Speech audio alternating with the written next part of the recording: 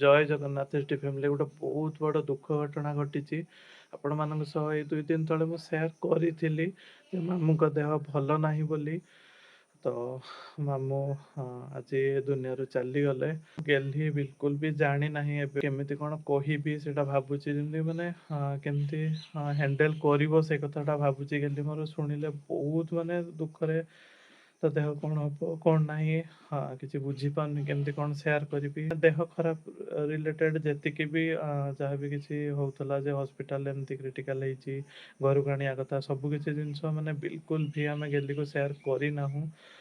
ସବୁ କିଛି ଲୁଚେଇକି ରଖିଛୁ ଗେହ୍ଲିକୁ। ତ ମୁଁ କିଛି ଲୁଚାଏନି, ଫିର୍ ବି ସବୁ କିଛି ଜିନିଷ ଲୁଚେଇବାକୁ ରଖିବାକୁ ପଡ଼ିଲା ଗେହ୍ଲିର ଦେହ ପାଇଁ। କିନ୍ତୁ ଏ କଥାଟା ତ ବିଲକୁଲ ବି ଲୁଚେଇ ହବନି, ଏଟା ଲୁଚେଇବାଟା ବି ଠିକ୍ ହବନି। କୌଣସି ବି ମାନେ ଆଙ୍ଗେଲରୁ ଏଟା ବିଲକୁଲ ବି ଲୁଚେଇବାଟା ଠିକ୍ ହବନି। ଯେତେ ହେଲେ ତା ନିଜ ମାମୁଁ। ଯୋଉ ବଡିର ଟେମ୍ପରେଚର ଲୋ ଥାଏ, ତ କିଛି ସମୟ ତା ବଡିକୁ ମାନେ ଟିକେ ଷ୍ଟେବଲ ହବାକୁ ଦେବି, ତାପରେ ଯାଇକି ସେୟାର କରିବି। ବାସ୍ ଦେଖିବା କେମିତି କ'ଣ ସମ୍ଭାଳିବି ଗେହ୍ଲିକୁ ମୋର। ଆମ ପାଖକୁ ଆଇଲି। ଲକ୍ଷ୍ୟ ଗୋଟେ କଥା କହିବି ନା, ମାମୁଁ ଚାଲିଗଲେ ମାନେ ସକାଳୁ ଗଲେଣି, କିନ୍ତୁ ମାନେ ମୁଁ କହିନଥିଲି ସଡନ୍ ତ ବଡି ଟେମ୍ପରେଚର ପୁରା ଲୋ ଥାଏ ନା ସକାଳେ, ମାନେ କାଳେ ହ୍ୟାଣ୍ଡେଲ କରିପାରିବ ନ କରିପାରିବ, ସେଥିପାଇଁ ତୁ ଟିକେ ଷ୍ଟେବୁଲ ହବା ଯାଏଁ ୱେଟ୍ କରିଥିଲି। କଲ୍ ହେଲା ପଚାରିଲି ଉଠିକି କହିଲା ଯେ ଭଲ ଅଛନ୍ତି। ମୁଁ କହିଲି ଲୋ, ଜାଣିଛି ହ୍ୟାଣ୍ଡେଲ କରିପାରିବ ନା। ସକାଳୁ ସକାଳୁ ତ ଦେହ ବହୁତ କଷ୍ଟ ହଉଥାଏ, ବହୁତ କଷ୍ଟ ହଉଥିଲା ବି। 2 ଦିନ ହେଲାଣି ଦେହଟା ବି ଟିକେ ଭଲ ନାହିଁ। ଲକ୍ଷ୍ୟ କାନ ମନ ଦବା କାନ ମୁଁ ଗେଲର ଗୁଗୁଲ କାନ୍ଦ ଲାଗିଲା। କାନ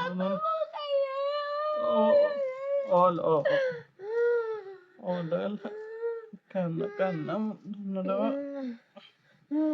ବାପା ମୁଁ ସେଇଥିପାଇଁ ଯାଇଥିଲି ମିଛ କହିଯାଉଛି।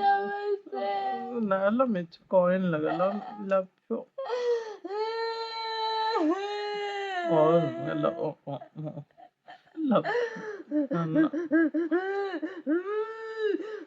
ଜାଣିଛି ନା ତୁ ହ୍ୟାଣ୍ଡେଲ କରିପାରିବୁନି।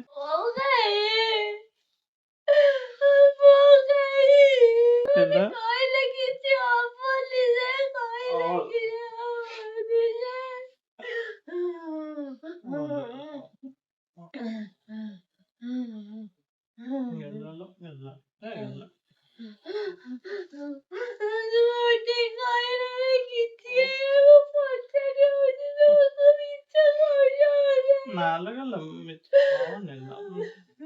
ମୁଁ ଅପେକ୍ଷା କରିଥିଲି ଲାଗିଲା ଟିକେ ତ ଷ୍ଟେବଲ ହେଲି, ତାପରେ କହିବି। ଦେହଟା ସଡନ ସକାଳୁ ସକାଳୁ ବହୁତ ଖରାପ ଥାଏ ନା, ତ ବହୁତ କଷ୍ଟ। ଆଜି ବି ବହୁତ କଷ୍ଟ ହଉଥିଲା।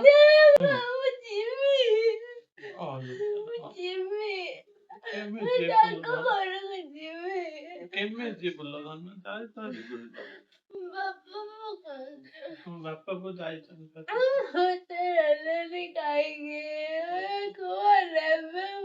ତ ସେଠିକି ଗଲେ ହ୍ୟାଣ୍ଡେଲ କରିପାରିବୁନି।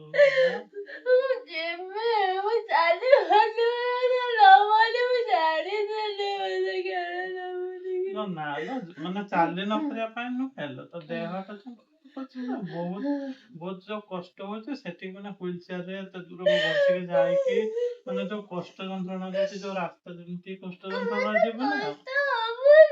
ଶୁଣ ମୋ କଥାଟା ଶୁଣ, ତାପରେ ସେଠିକି ଗଲେ ଆହୁରି ଯୋଉ ମାନେ ଦେହଟା ଅଧିକା ଆହୁରି କଷ୍ଟ ହବ, ଆହୁରି ଅଧିକା ମନେ ପଡିବ, ଆହୁରି ଅଧିକା କଷ୍ଟ ହବ। ତୁ ଜମା ହ୍ୟାଣ୍ଡେଲ କରିପାରିବୁନି। ହ୍ୱିଲ ଚେୟାରରେ ବସିକି ଯୋଉ ଏମିତି କାନ୍ଦିଲେ କଲେ ବିଲକୁଲ ବି ମାନେ ତ ସେଟାକୁ ପାରିବ। ମୁଁ ଫୋନ କରୁଛି ଭାଇ, ବୋଉଙ୍କୁ ଫୋନ କରୁଛି ର, ବୋଉଙ୍କୁ ଫୋନ କରୁଛି ର, ବୋଉଙ୍କୁ ଜାଣିଛି ବହୁତ କଷ୍ଟ ହଉଛି।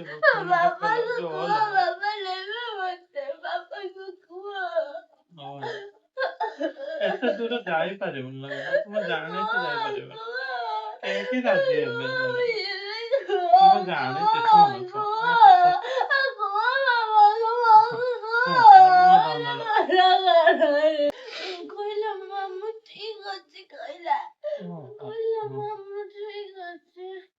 ଏଇ ବୋଉ ଉଠେଇଲେଣି, ଏଇ ନାଇଁ କଥା ବୋଉ ଉଠେଇଲେଣି। ବୋଉ ଆଉ ହଉଛି ଏଇ ଜଲ୍ଦି କଥା ହବ ଲୋ।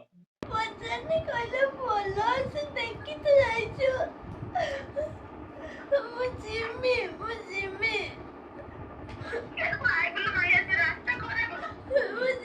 ଲୋ। ମୋ ଦେହ ଖରାପ ବୋଲି କେହି ନଉନଲ ମତେ। ନାଲୋ ସେମିତି ନୁହେଁ ଲୋ, ତୁ ସେଠିକି ଗନା ନା ଜମା ସମ୍ଭାଳି ପାରିବୁନି, ତୁ ସମ୍ଭାଳି ପାରିବୁନି ଲୋ, ତୋ ଦେହ କିସ ହେଇଯିବ ଲୋ। ହଁ ଲୋ ମୁଁ ଗେଲରେ ଧରିଲି ପ୍ଲିଜ ଲୋ, କାନ୍ଦ ସହିପାରୁନି ହଁ। କିସ ନେଇଗଲେ କାହାକୁ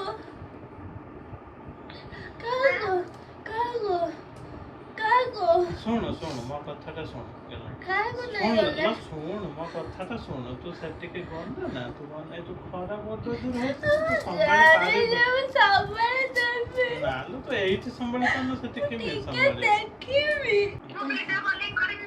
ହଁ ଭିଡିଓ ଭିଡିଓ ଭଲ ମୁଁ ଦେଖିଲ ଯିବି ଟିକେ। ବୋଉ। ହଁ ଲୋ ଲୋ, ସେ ଏଇଠି ସମ୍ଭାଳି ପାରୁନି ସେଠି କେମିତି ସମ୍ଭାଳିବ? ସମସ୍ତେ କାନ୍ଦ କନ୍ଦା କନ୍ଦା କଟା ସବୁ ବନ୍ଧୁ ବର୍ଗଙ୍କୁ ଦେଖିନି ସେ ହ୍ୟାଣ୍ଡେଲ କରିପାରିବନି। ଆଉ ଏଇ ଯୋଉ ଗରମ ହଉଛି ସେ ବାହାରକୁ ବାହାରି ପାରିବନି, ମୁହଁ ପୁଡିଯିବ ପୁରା।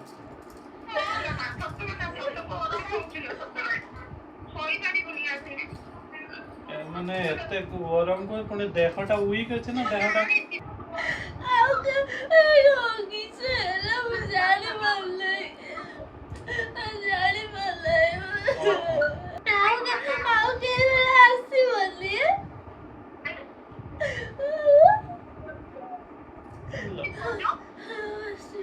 କହୁଛି ଆଉ କେଇ ବେଳେ ଘରକୁ ଆସିବନି ନା ସିଏ।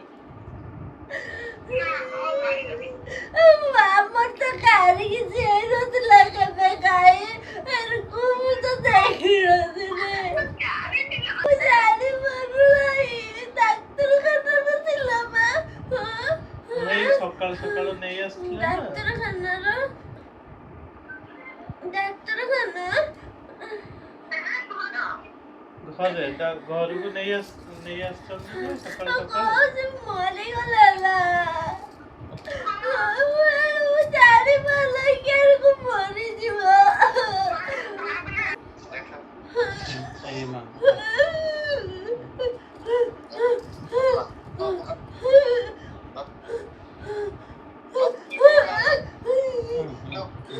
ବାସ୍ ଥାଉ ବାସ୍ ଥାଉ ଥାଉ।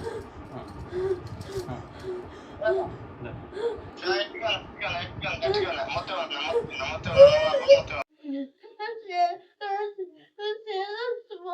ଫୁଲ କାହିଁକି ହଉ ଶୁଣୁ କାଟିକି ଦେଇନଥିଲା। ସେମାନେ ଡାକ୍ତରଖାନା କାହିଁ ନଉନାହାନ୍ତି? ଡାକ୍ତର ପାଖକୁ ଫେରେଇଦେଲ ଲୋ। କାହିଁକି ଫେରେଇ ଦେଲା ଡାକ୍ତର? ସମସ୍ତଙ୍କୁ କାହିଁକି ଡାକ୍ତର ଫେରେଇ ଦଉଛି? ମତେ ବି ଡାକ୍ତର ଫେରେଇ ଦେଲା। ଡାକ୍ତର ପାଖକୁ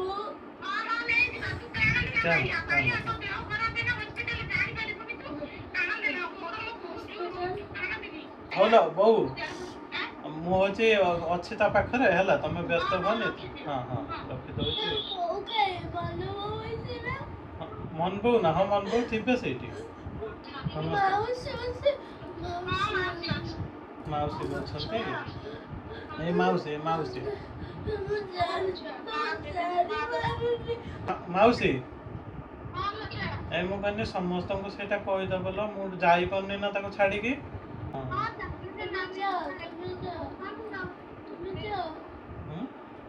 ନା ନା ମୁଁ ତତେ ଏକୁଟିଆ ଛାଡିକି ଯିବି ପାଗଳ ନା କଣ? ନା ନା ମୁଁ ତ ଯାଇପାରିବିନି, ତୁ ଏଇ ସିଚୁଏସନରେ ତତେ ଏକୁଟିଆ ଛାଡିକି ଯିବିନି ମୁଁ। ଆସିଲା ବେଳକୁ କିସ ମାନେ କିସ ଦେହ ହେଇଯାଇଥିବ, ଏଟା ଅଳ୍ପ ବାଟ ନା କିସ। ଏବେ ଶାନ୍ତ ହେଇଯା, ଶାନ୍ତ ହେଇକି ଶୋଇ ଟିକେ, ଶୋଇଲେ ଯାଇକି ଭଲ ଲାଗିବ। ଶାନ୍ତ ହେଇକି ଏଠି ଗେଲିର ହାତ ଗୁଡାକ ପୁରା ଥଣ୍ଡା ଥଣ୍ଡା ପଡିଯାଉଛି।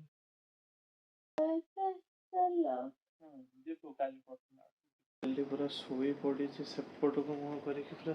ଏଠି ଫ୍ୟାମିଲି ଆପଣମାନେ ଭଗବାନଙ୍କ ପାଖରେ ପ୍ରାର୍ଥନା କରନ୍ତୁ ବହୁତ ମାତ୍ରାରେ ପ୍ରାର୍ଥନା କରନ୍ତୁ ଗେହ୍ଲି ଏ ସିଚୁଏସନ୍ରୁ ବାହାରି ଯାଉ। ଆଉ ବିଶେଷ କରି ତା ମନରେ ଯେଉଁ ସବୁବେଳେ କଷ୍ଟ ଯନ୍ତ୍ରଣା ରହୁଛି, ତ ସେ ଟିକେ ଚାଲିପାରୁନି, କାହା ପାଖକୁ ଯିବାକୁ ଚାହିଁଲେ ଯାଇ ବି ପାରୁନି, ତାକୁ ସେଇଟା ଯେଉଁ ବହୁତ ମାତ୍ରାରେ କଷ୍ଟ ଯନ୍ତ୍ରଣା ହେଉଛି।